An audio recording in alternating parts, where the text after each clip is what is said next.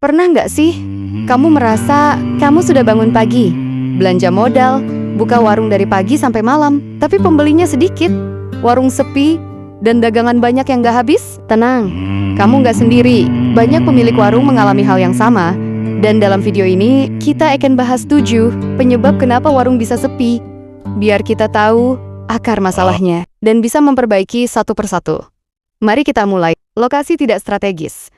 Lokasi adalah salah satu faktor penentu laris atau tidaknya sebuah warung. Banyak warung sepi bukan karena makanan yang nggak enak, tapi karena posisinya kurang terlihat atau aksesnya sulit. Warung yang tertutup bangunan lain, jauh dari keramaian, tidak berada di jalur orang jalan atau kendaraan. Biasanya sulit didatangi pelanggan baru.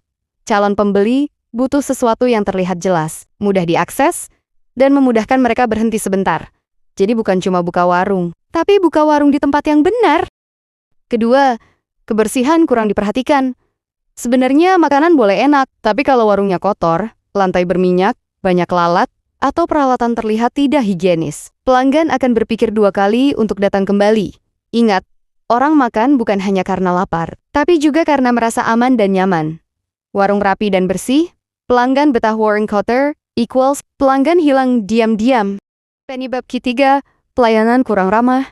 Banyak pelanggan datang bukan hanya untuk membeli, tapi juga untuk merasakan pengalaman. Warung yang pelayanannya dingin, wajah jutek, atau ogah menyapa, akan terkesan tidak bersahabat, sementara hanya dengan senyum, sapa, dan respon cepat, pelanggan bisa merasa dihargai. Pelayanan yang ramah bisa membuat orang datang bukan sekali, tapi berkali-kali. Keempat, rasa makanan tidak konsisten. Banyak warung yang awalnya ramai, lalu perlahan sepi. Bukan karena pelanggan menemukan tempat lain, tapi karena rasanya berubah. Hari ini enak, besok hambar, lusa terlalu asin. Pelanggan ingin rasa yang stabil, supaya ketika mereka kembali, mereka merasakan kenikmatan yang sama seperti terakhir kali. Ingat, pelanggan tidak sekadar membeli makanan. Mereka membeli kenangan rasa. Kelima, harga tidak sesuai dengan rasa atau porsi. Harga mahal bukan masalah. Kalau rasa dan porsinya sesuai, masalah mulai muncul saat pelanggan merasa, loh, kok porsinya mengecil atau kok harganya naik, tapi rasanya turun. Ketika harga, rasa, dan porsi tidak seimbang, pelanggan merasa rugi. Dan ketika pelanggan merasa rugi, mereka tidak akan kembali. Bukan soal harga tinggi atau rendah, tapi tentang rasa yang sebanding dengan harga.